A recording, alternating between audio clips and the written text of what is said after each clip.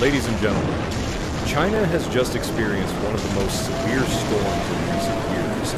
Storm number 9, internationally known as Ragasa.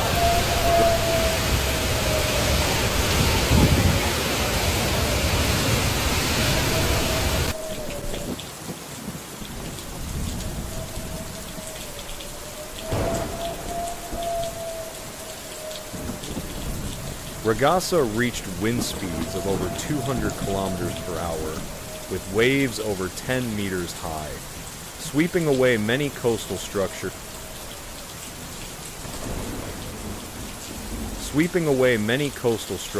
in just a few hours. Right now, many coastal cities in China are still in chaos. A series of residential areas are deeply flooded, traffic is paralyzed, and bridges and roads are severely damaged. The storm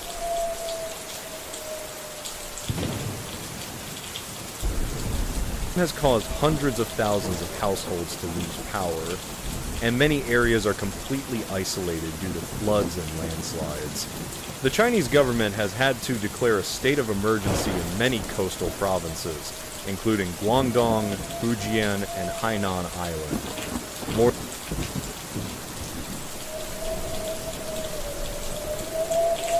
than 1 million people have been ordered to evacuate urgently to avoid human losses.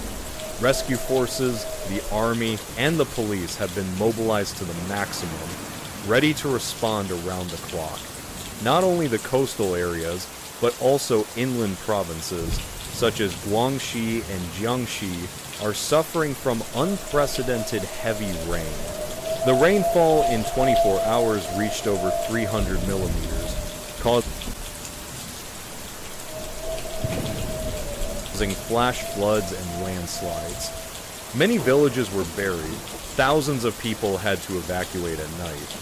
According to meteorological experts, the reason Ragasa rapidly intensified and maintained terrible wind speed before making landfall is because the sea surface temperature in the South China region is higher than the average of many years. This makes the storm not only strong, but also has a very wide circulation radius, affecting dozens of provinces and cities. At a hospital in Zhanjiang City, medical staff had to evacuate patients to higher floors because of floodwaters. The backup generators were running continuously, but the risk of running out of fuel was present. Rescue workers used rubber boats to bring patients out safely. There are currently no official statistics on the damage, but the number is forecast to be very large.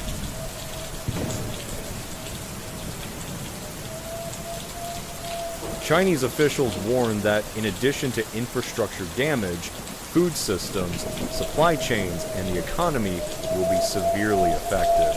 Typhoon Ragasa has once again shown the devastating power of nature.